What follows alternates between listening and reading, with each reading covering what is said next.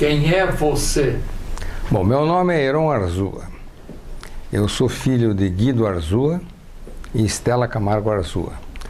Nasci por um acidente de percurso em Curitiba, porque meus pais já moravam em Jacarezinho. Então,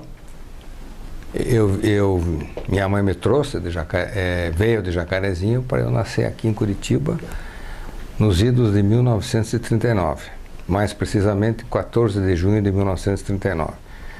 Fiquei até os 8 anos em Jacarezinho, um período muito gostoso. Era uma cidade quente, agradável, e eu gostava muito dela. Viemos para Curitiba e eu daí iniciei o meu currículo de estudante. Fiz primeiro ano no Instituto de Educação, em 1947, e depois passei para o Grupo Escolar Professor Cleto. Fiquei 2 anos, fui ao Instituto Maria José, que era um curso de então preparatório à admissão, um exame que existia na época para se entrar no colégio. Feito isso, entrei no Colégio Estadual do Paraná e por lá fiquei durante os 7 anos. Um período muito bom, muito extraordinário. Houve acontecimentos muito interessantes na época, principalmente que eu me lembro a questão da Petrobras. Getúlio Vargas tinha criado a Petrobras em 1954 e, como sempre, alguns queriam vender o nosso petróleo, que não tinha petróleo. Então houve um movimento estudantil muito interessante na época, liderado por um colega nosso, Luiz Antônio Fayet, e outros estudantes que mais tarde vieram a se destacar. O Colégio Estadual era uma escola muito boa. Eu tive excelentes professores na época, e lá nós sempre tivemos grandes discussões a respeito de política, de história, de futebol, sempre dividido entre Atlético e Curitiba, praticamente. E me formei em 1957, quando fiz vestibular para a Faculdade de Direito, onde fiquei por 5 anos. Antes disso, eu fui servir ao Exército na cavalaria. Entrei em 56, saí em 58, depois fiz um estágio em 1960, onde tive alguns problemas militares ao responder um inquérito. É um negócio que me marcou muito. Me perguntaram qual era o meu cantor favorito, e eu disse que era o Elvis Presley, e os militares ficaram muito admirados. Aí perguntaram quem era um político que eu admirava, eu disse Juscelino Kubitschek, também parece que arrepiou um pouco os militares.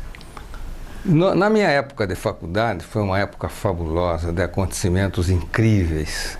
Houve a questão cubana, a revolução do Fidel Castro, que entusiasmou o mundo inteiro e principalmente o mundo estudantil, porque era um grupo de pessoas idealizadoras, lideradas não só pelo Fidel Castro, mas pelo Che Guevara, que era um homem que postulava certas questões para favorecer os pobres e enfrentou pessoalmente. Ele não ficou no discurso acadêmico, na história, ele enfrentou e fizeram a Revolução Cubana, e nós festejamos muito isso. Eu fui presidente de um partido na Faculdade de Direito, Partido Acadêmico Progressista, e tive depois alguns problemas com o golpe de 1964, porque eu saudara em Curitiba o então governador do Rio Grande do Sul, Leonel de Moura Brizola, que não era lá muito queridinho do Exército, dos militares em geral. Então, tive que responder alguns questionamentos acerca da minha posição política. Na Faculdade de Direito, quem não era esquerdista não contava, porque todos praticamente tinham o ideal de melhorar o mundo e de ser mais solidário, principalmente na época que nós não tínhamos nada. Então, foi uma época muito efervescente de reformas na questão da música. O Brasil foi campeão mundial em 1958, depois de ter perdido o título no Brasil em 1950, e eu estava com meu pai no Maracanã naquela oportunidade e vi a derrota do Brasil para o Uruguai, que foi um acontecimento que mexeu muito com os brasileiros e com todos. Foi o maior recorde de público. Eu tenho a impressão que na história do futebol mundial 150 milhões de pessoas assistiram àquela partida. O Brasil jogou muito melhor, mas perdeu o jogo. Então foi uma época efervescente, né, em matéria política, de decisões interessantes. Nós ainda na Faculdade de Direito encampamos a candidatura de Ney Braga para o governo do Paraná, cujo chefe da campanha era então, posteriormente senador e governador, José Richa. Foi uma época interessante porque também foi um movimento estudantil muito grande que renovou a política paranaense, que estava sempre nas mãos ou do Moisés Lupion ou do Bento Munhoz da Rocha Neto. Bom, passada essa época e tendo que ir trabalhar, né? Depois eu fiz alguns concursos, mas acabei ficando na Prefeitura de Curitiba como procurador, porque não precisava sair de Curitiba. Eu quase entrei para o Ministério Público, mas como tinha que ir para o interior, ficar rodando o interior do estado, então eu preferi ser advogado do município de Curitiba, coisa que eu nunca me arrependi. Foi um período muito bom, até porque eu, logo em seguida, tendo entrado no Rotary Clube de Curitiba Norte, fui ser advogado, consultor jurídico da Associação Comercial. Então, por um período eu era consultor jurídico da associação, respondia a consultas, e à tarde eu era procurador municipal. Foi daí que em 1967 eu fui fazer um curso de pós-graduação na Fundação Getúlio Vargas, no Rio de Janeiro. Fiquei lá praticamente durante 6 meses, onde me formei como pós-graduado em Direito e Administração Tributária. Também foi uma época fabulosa em 1967, porque haviam grandes reformas no Brasil propostas pelos militares. Reforma tributária, uma proposta excelente, a reforma financeira, a criação do Banco Central. Então, houve na parte, vamos dizer assim, administrativa, houve um ganho muito grande no Brasil com a ascensão dos militares. Eles praticamente reformularam o Estado brasileiro. Tirante a questão política, a questão dos direitos das pessoas e de ser uma ditadura, houve um avanço muito grande nessa área administrativa e mesmo, por que não dizer, na área política. Eles sanearam o Congresso Nacional, sanearam as câmaras de vereadores, os vereadores não tinham remuneração, passaram a ser aqueles cidadãos que gostavam de cooperar com a cidade e não cobrar nada. A política também ficou muito limitada, os interesses políticos ficaram, naturalmente, durante a Revolução, restritos. Então foi uma época também, uma época interessante, de grandes movimentações no Brasil, de grandes ideias. Eu tendo entrado por questão de ser consultor da Associação Comercial, e 90% dos questionamentos eram da ordem tributária, eu comecei a me especializar em matéria tributária, até porque já tinha feito o curso na Fundação Getúlio Vargas. E, em seguida, em 1969, eu ganhei uma bolsa e fui estudar em Paris. Fiquei praticamente 1 ano em Paris, estudando o que eles chamavam, na época, les tâches sur les valeurs ajoutées, que é o Imposto sobre o Valor Agregado, que seria o nosso ICMS. E assim virei, sem querer, especialista nesse imposto, porque lá aprendi os fundamentos, né, de toda a doutrina que inspirou a reforma tributária brasileira de 1965. Foi um período muito interessante na capital francesa. Um ano antes tinha havido uma revolução estudantil, uma revolução que queria desmontar com tudo o que existia, mas não havia propostas. Era um líder estudantil alemão. E quando eu cheguei lá, ainda havia muito reflexo da atitude idealista daquela pleiade de jovens de todo o mundo. O líder era um alemão, não me lembro o nome dele, um nome bem Kodit, uma coisa assim. E então havia uma efervescência muito grande. E aqui no Brasil também a efervescência da luta dos músicos e principalmente dos músicos para fugir aos rigores da censura militar. Nós tivemos então grandes músicos como Chico Buarque de Holanda, Gilberto Gil e outros que através de suas músicas passavam mensagens de liberdade, que começou a se manifestar no coração dos brasileiros. A Revolução, por um lado, ela pretendeu forjar um Brasil grande, mas por outro, como toda a ditadura, não permitia a manifestação de líderes políticos em geral, estudantil, e por isso muitos das nossas esperanças políticas foram sepultadas com aquele rigor da Revolução, que chamam de Revolução, os revolucionários de 1964, e os outros todos chamam de golpe de 1964, Revolução de 31 de março ou golpe de 1º de abril.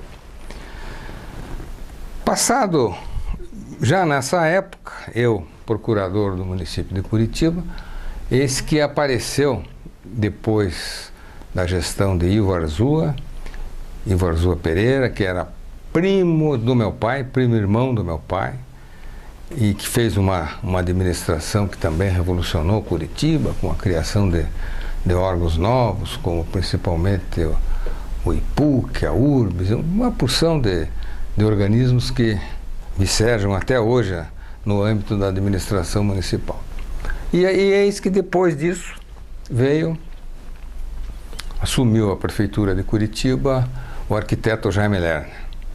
E com ele eu fui ser procurador-geral do município. Isso foi lá por 1972. Aí fiquei como procurador na gestão do Jaime, na gestão do Saul Raiz, e também o Jaime Lerner voltou para a prefeitura. Então eu fiquei durante uns 12 anos como procurador-geral. Eis que em 1979, eu fui convidado para ir para o Ministério da Fazenda, por um professor que tinha sido meu professor na Fundação Getúlio Vargas, conhecido, Francisco Dornelles. Hoje é vice-governador do Rio de Janeiro, foi senador, um estudioso das questões econômicas e fiscais, e ele me convidou para ir para a Procuradoria da Fazenda Nacional. E eu fiquei primeiro lá como subprocurador, depois como procurador-geral da Fazenda, um período muito interessante, porque eu me mudei para Brasília e descobri que Curitiba era muito melhor que Brasília.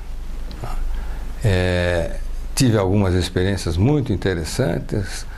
O ministro que era aqui paranaense, o ministro Carlos Rechibita, que caiu no final de 79, em dezembro de 79, e eu fiquei mais uns 6 meses, 7 meses lá na administração do Hernani Galvez, mas querendo vir embora. Voltei e reassumi uma função de assessor na prefeitura de Curitiba, até que o Roberto Requião ganhou a eleição para a prefeitura de Curitiba. E eu era advogado particular do Requião nas questões fiscais. o então governador Requião, prefeito Requião, ele tinha uma empresa de imóveis ali na Vicente Machado, e nós dávamos assessoria jurídica e tributária para ele. Mas eu tinha sido do Jaime Lerner, então primeiro entrou o Maurício Fruit, depois veio o Jaime Lerner. O Maurício Fruit foi meu colega de turma. Nós nos formamos em 1962. E ele foi prefeito de Curitiba durante 3 anos, mas ele veio pelo movimento, pelo MDB, Movimento Democrático Brasileiro, que depois se tornou Partido do Movimento Democrático Brasileiro, que era a oposição ao partido oficial, partido dos que fizeram a Revolução, que era a Arena. Então, foi também um período muito interessante, com muitos acontecimentos. O Jaime Lerner foi um moço que revolucionou os padrões administrativos, os padrões urbanos de Curitiba, lançou as bases para um planejamento histórico em Curitiba. Curitiba se tornou menina dos olhos praticamente do mundo, com as invenções muito criativas que esse arquiteto, Jaime Lerner, tinha idealizado na época. E eu participei como procurador-geral dele, inclusive na criação da cidade industrial de Curitiba, que foi um movimento que nós idealizamos na prefeitura de Curitiba para salvar as receitas da cidade. Porque Curitiba era uma cidade que não tinha indústria, só tinha comércio e serviços, e dentro do panorama tributário, as prefeituras só ganhavam aquelas que tivessem uma indústria muito forte.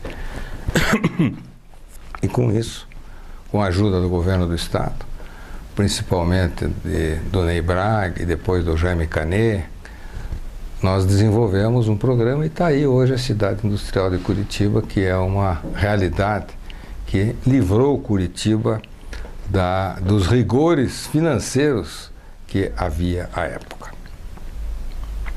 Bom, dito isso, eu depois saí da prefeitura, quer dizer, ganhou a eleição para governador em 1990, o então deputado estadual Roberto Requião, que tinha sido meu conhecido na Colégio Estadual do Paraná, que eu tinha sido advogado dele, e que então me convidou para ser secretário da Fazenda. Ele me convidou lá por outubro de 1990, ele ia assumir em março de 91, e viajou para a Europa. Daí eu comecei a ver nos jornais as críticas dele ter escolhido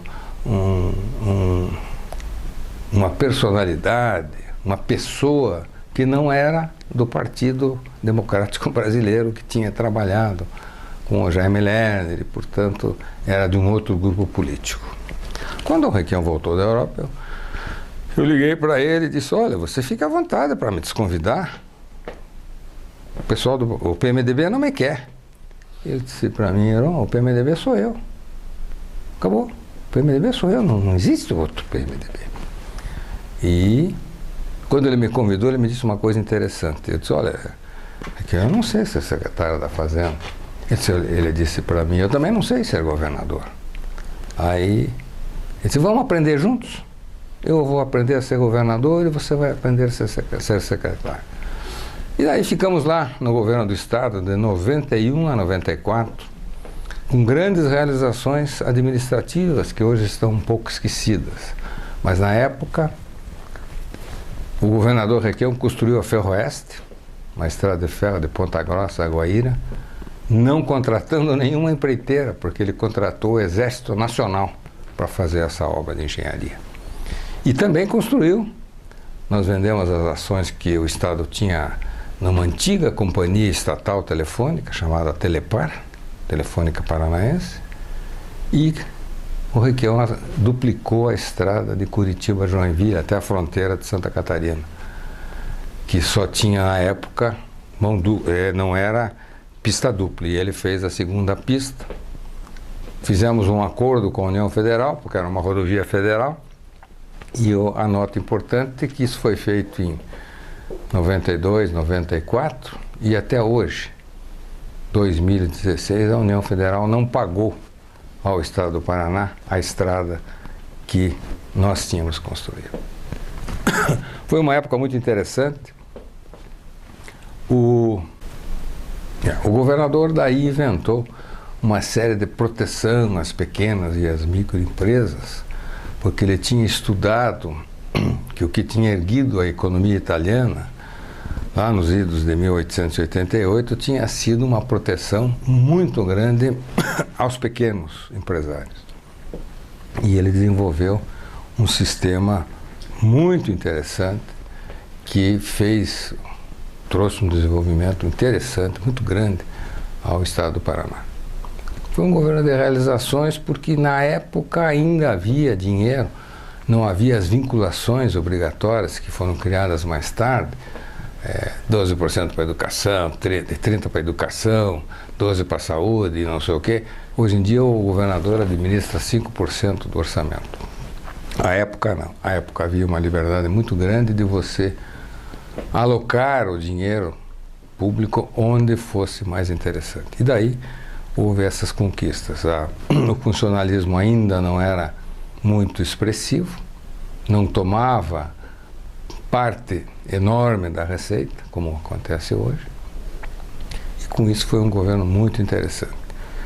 Sucedido depois pelo governador, então, Jaime Lerner, que tinha sido prefeito de Curitiba, um homem de qualidades inegáveis e que ficou, daí veio a reeleição, ficou por 8 anos. Também fez uma administração muito interessante, atraiu as indústrias, muito instigante ao Estado, né? E o governador Requião foi reeleito outra vez e ficou de 2003 a 2010 e eu voltei a ser secretário da Fazenda. Eu sou o mais longevo secretário da Fazenda do Paraná, fiquei 4 anos na primeira gestão e mais 8 na segunda e terceira gestão do governador Requião. Fiquei praticamente 12 anos como secretário da Fazenda, onde nós pudemos implantar tudo aquilo que nós tínhamos sonhado em você fazer no campo da tributação. Proteção da microempresa, proteção da indústria paranaense, liberação, proibição que a fiscalização fosse chatear os pequenos contribuintes.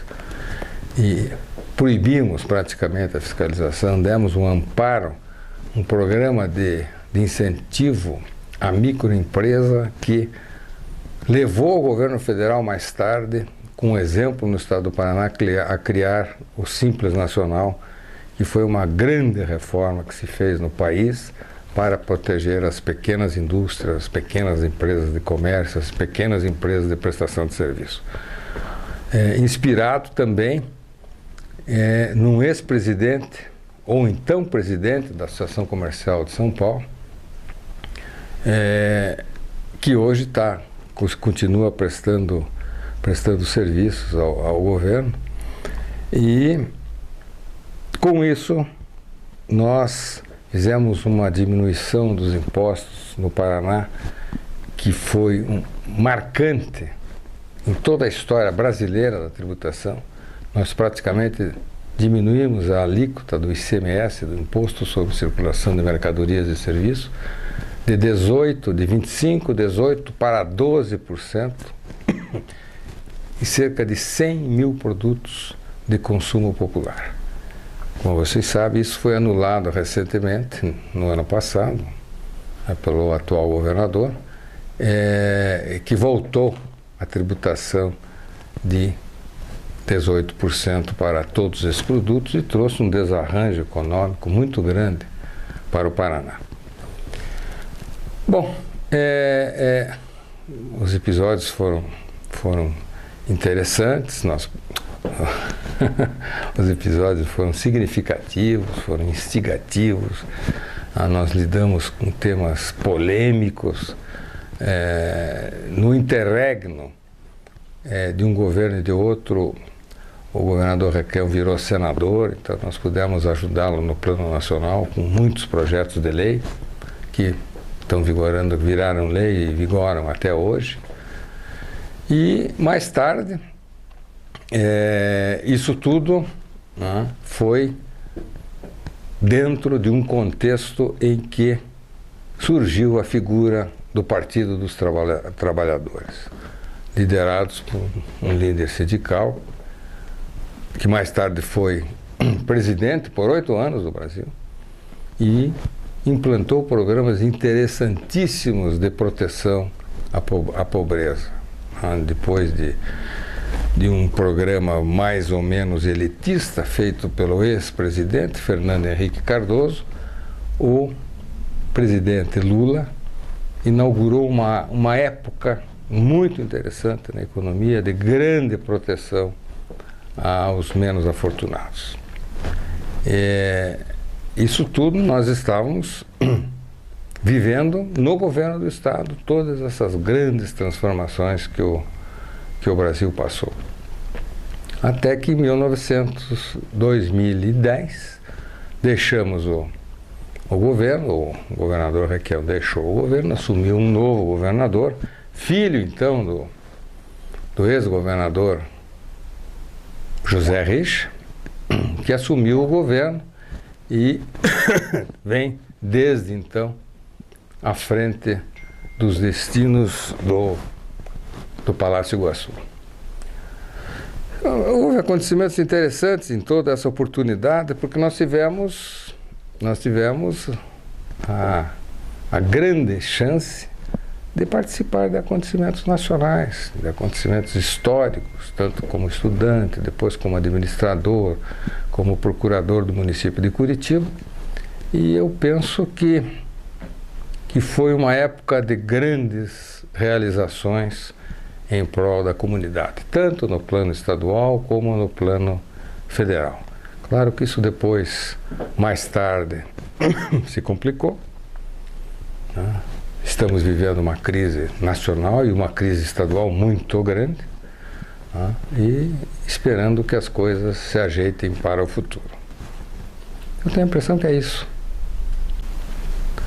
No plano pessoal, no plano da vida pessoal, tenho de registrar algumas questões interessantes. Eu participei da Ordem dos Advogados do Paraná como conselheiro, fui 2 anos e acabei mais tarde virando presidente do Tribunal de Ética da Ordem dos Advogados. O Tribunal de Ética como o próprio nome diz, um colegiado que julga os casos das transgressões, vamos dizer assim, dos advogados no exercício da sua profissão. Isso me honrou muito porque eu tinha sido secretário da Fazenda e depois de ser secretário da Fazenda, eu fui do Tribunal de Ética. Então, a minha gestão na Secretaria da Fazenda, presumo, tenha sido uma gestão muito lisa, sem questionamentos de quaisquer ordens.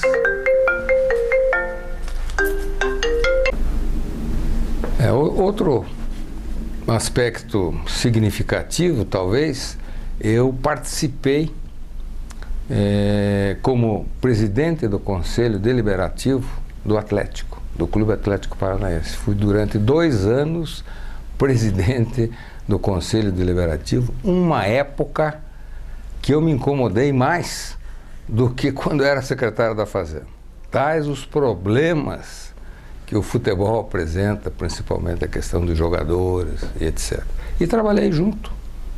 Era tesoureiro à época o atual presidente do Atlético, Mário Celso Petralha, né, que é uma bandeira para o Atlético, construiu 2 estádios, foi campeão brasileiro, só não foi campeão da Libertadores porque foi roubado na partida final com o São Paulo.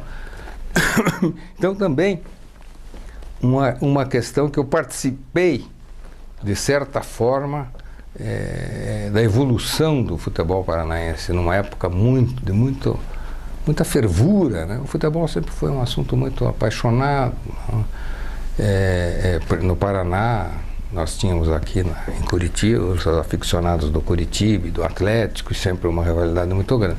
E eu não me esquivei e estive junto, né, com os meus companheiros na administração do Clube Atlético Paranaense.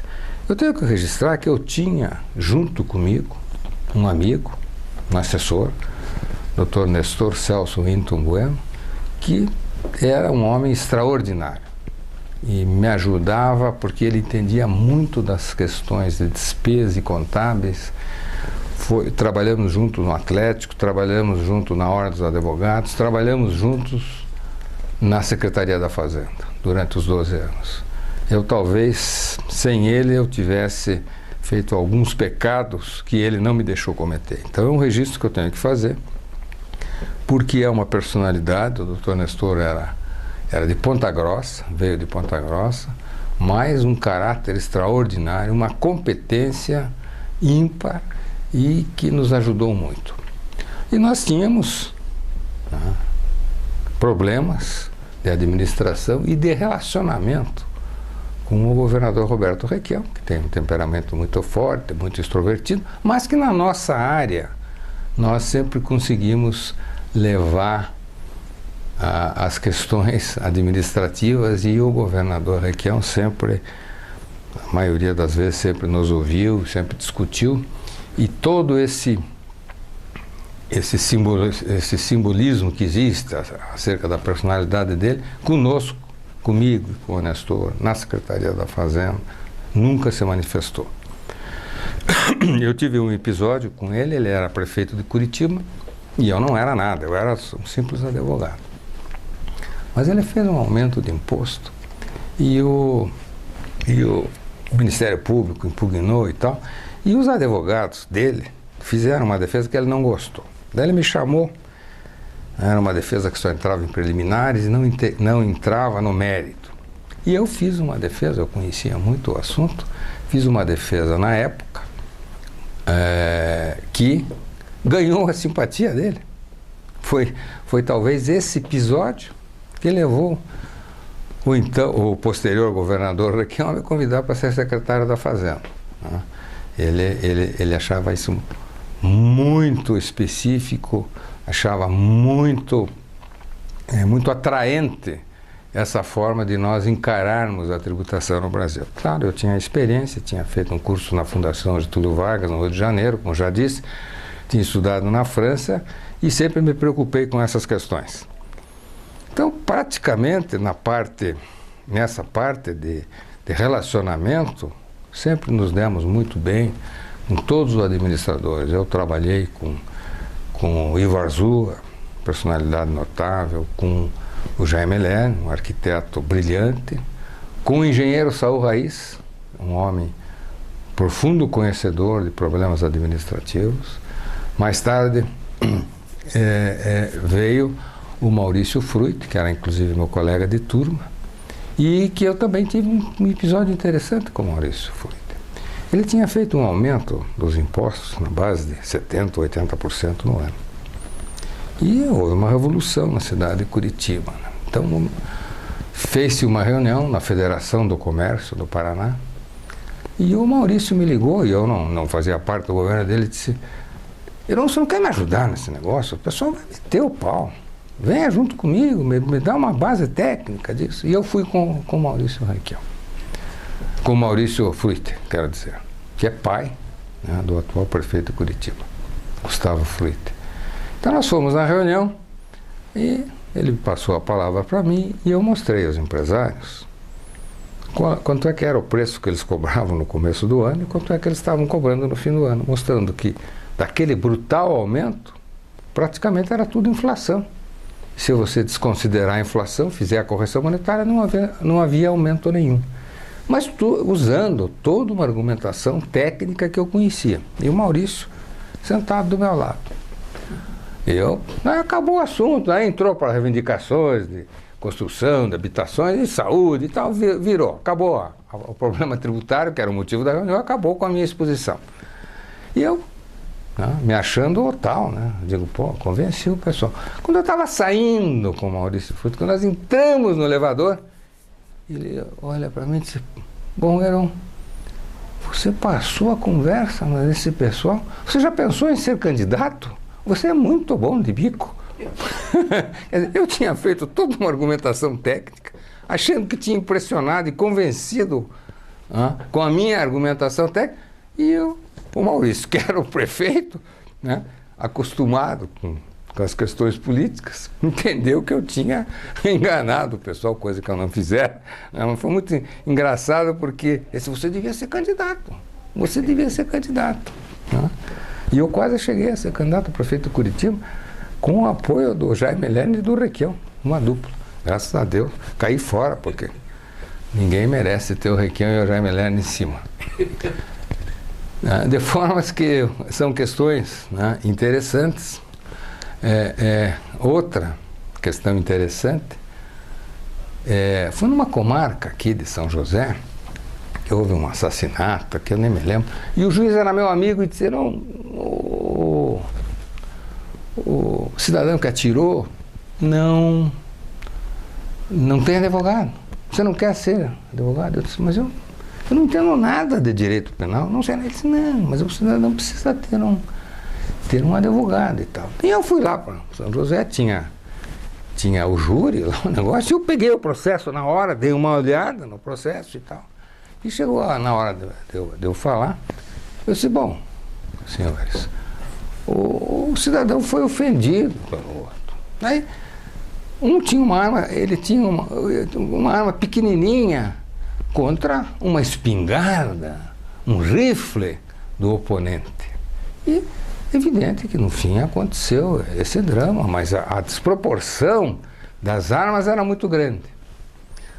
Aí quando eu terminei de falar, o promotor pediu a palavra e disse, doutor Heron, quem tinha espingarda era quem matou. Quem tinha o revolvinho pequeno era o que morreu, era a vítima. Quer dizer, eu tinha lido o processo apressadamente, não entendia nada daquilo e achei que era o contrário. É evidente, o meu constituído foi condenado. Né? Entrei de gaiato, absolutamente de gaiato nessa questão. Então é interessante. Agora, também, claro, a vida da gente é cheia de coisas. No plano ainda pessoal, no meu primeiro casamento, tive 2 filhas e cada uma das 2 filhas tem 2 filhos. Uma delas, a Milene Arzua, tem um menino e uma menina. E a Cláudia Arzua, que também depois fez concurso para a Prefeitura de Curitiba e hoje é advogada da Prefeitura de Curitiba, tem também 2 meninos. E eu tomo conta deles. Eu sou praticamente o nome. Principalmente o mais velho, que é filho da Cláudia, se chama Arthur Vinícius Arzua. Depois veio o filho da Milene, o Matheus Arzua Casagrande. Depois veio, da Cláudia ainda, o Gabriel Henrique Arzua. E da Milene veio mais uma menina, Estela Arzua, que tem o nome da minha mãe. Meu pai era Guido Arzua e minha mãe, como eu disse no começo, era Estela Camargo Arzua. Essa menina tem o nome da minha mãe, a Estelinha de hoje, que está com uns 12 anos. O mais velho tem 18, os outros 2 têm 17 e a Estelinha tem 12. Também, sempre com grande alegria para toda a família, esses meninos estão se encaminhando. Um deles, o Matheus, acabou de passar no vestibular de Direito, passou em todas as faculdades e talvez siga o caminho da advocacia. Ele quer ser juiz, etc. O outro, que perdeu um ano Arthur por problemas de doença, também está querendo ser advogado, não tem muita vocação para isso, porque não gosta muito de ler até agora. E o advogado precisa ler muito para se dar bem na profissão. Mas de qualquer maneira, todos eles são muito interessantes, aliás, muito não diria isso, mas diria que eles são muito expressivos na sua condução de vida particular. Nunca deram problema, graças a Deus, com nenhum aspecto, numa sociedade difícil que nós vivemos hoje, né? Nós temos problemas de todas as ordens, então você tem que cuidar muito dessa parte. Né? E mais, pessoalmente, eu era, quando eu jovem, jogava futebol, e jogava bem, eu era artilheiro, mas eu jogava de banheira, era artilheiro, fazia gols e tal. Cheguei a jogar na seleção de futebol de salão do Exército, quando eu fiz o estágio.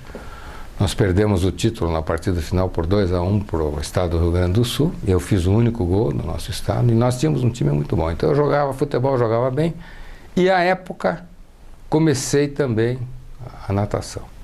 Comecei junto com o Dr. Nestor, começamos em 1972 a nadar no Clube Curitibano às 6 horas da manhã. Nestor passava a me pegar 15 para as 6 horas nós estávamos já na piscina, e é um hábito que eu mantenho praticamente até hoje mais mesclado com corrida e andada, etc e tal, para não ficar só na natação. Mas é um esporte muito interessante, e uma das razões que eu deixei de fumar foi exatamente essa. Eu fumei dos 14 aos 27. Meu pai sempre dizendo: Heron, isso é porcaria, largue disso e tal. Até que eu comecei a sentir que no futebol eu jogava lá na frente, eu gostava de voltar até o meio de campo, e comecei a sentir que eu estava começando a pererecar com 30 e poucos anos. E na natação, cada vez a minha marca piorava. Eu disse: mas o que está acontecendo?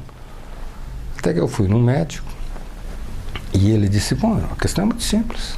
Você deixa de nadar, deixa de jogar futebol e continua fumando. Ou para de fumar e continua jogando e continua. E eu optei, graças a Deus, por deixar de fumar e continuar jogando futebol.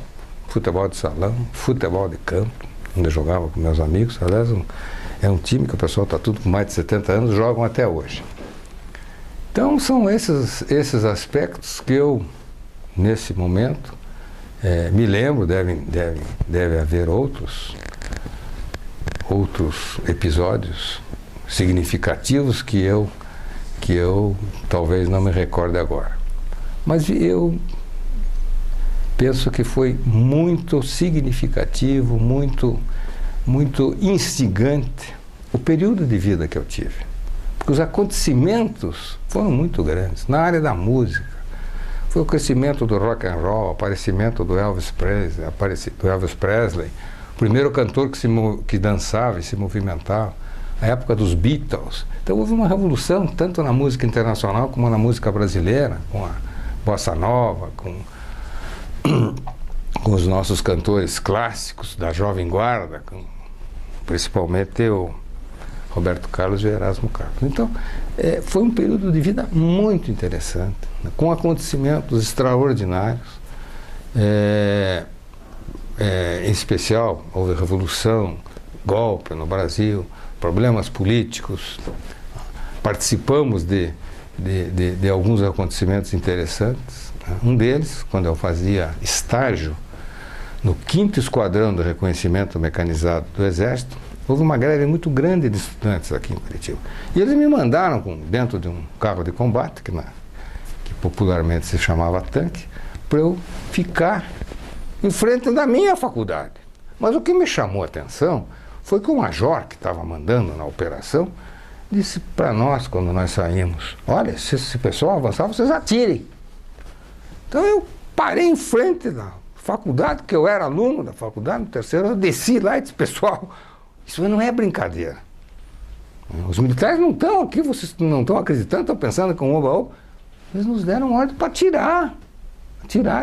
Né? Então vocês se acalmem, recolham as coisas e vão para casa, porque não vai dar certo isso. Mas então, na base da conversa, nós conseguimos acabar com uma greve. Né? E os estudantes de direito sempre foram os líderes em matéria de greve, porque eram os estudantes mais politizados. Eu mesmo participei, fui candidato a presidente da UNE, da União Nacional dos estudantes aqui no Paraná. Por sorte, perdi as eleições, porque se eu tivesse ganho, seguramente eu teria sido preso com o golpe de 64, porque aqueles que ganharam de minha eleição foram todos presos. Então não se salvou ninguém. E eu, por ter perdido a eleição, né, fui salvo, porque se eu tivesse ganho, eu ia ter que tomar as bandeiras que afrontavam à época os militares. Era um apoio muito grande ao então presidente da época, era o João Goulart, o homem que fazia as reformas, etc. e tal.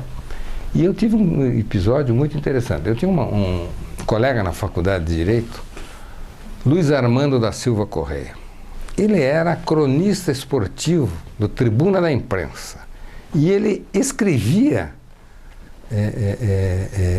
toda semana, segunda, terça-feira, fazia os comentários dos jogos de futebol. Não se interessava nada por política, não queria saber de política, nem estudantil, muito menos de política nacional, não se interessava. Ele gostava de futebol e de escrever sobre isso. O que aconteceu? Houve um episódio famoso no tempo do Jango, o Comício das Reformas, 13 de março de 1964. Veio um avião fretado, encheram de sindicalistas, de simpatizantes do João Goulart. E esse meu amigo aproveitou, entrou no avião, porque tinha uma partida, um Fla-Flu no Rio de Janeiro, o Vasco da Gama, e ele queria assistir o jogo. E ele foi no avião, só que pôs o nome dele na lista. Não teve outro. Quando deflagrado o golpe, Luiz Armando foi preso. Não sabia nem por que era preso, porque ele não era de nada. Porque estava na comitiva que foi apoiar o João Goulart no comício das reformas do dia 13, que foi um comício histórico. Ele foi preso e me arrolou como testemunha de defesa dele. E eu fui lá perante a banca, o capitão e tal, no julgamento dele. Aí o capitão perguntou: o senhor não notava tendências esquerdistas no acusado? Eu disse, mas ele era colunista, ele escrevia sobre futebol. E daí eu fiz uma brincadeira e quase fui preso. Eu disse, eu nunca vi ele elogiar o ponta esquerda dos times. Nunca ouvi ponta esquerda, ele fazia um comentário. Ele não é, o caso dele foi um acidente. Ele nunca se importou e tal. Talvez graças a esse meu depoimento ele tenha sido absolvido. Mas é interessante, não é? Porque uma história alvissareira, uma história curiosa, né? De uma pessoa que foi envolvida e não tinha nada com isso. Chamar o Luiz Armando de comunista, ou de revolucionário, ou de conservador, era a mesma coisa, ele não era nada. Ele gostava, era de futebol. Então, esse é um episódio que ilustra bem os acontecimentos da época, né? E como as pessoas, às vezes, desenganadamente, podem pagar por coisas que não cometeram. Eu penso que seja isso.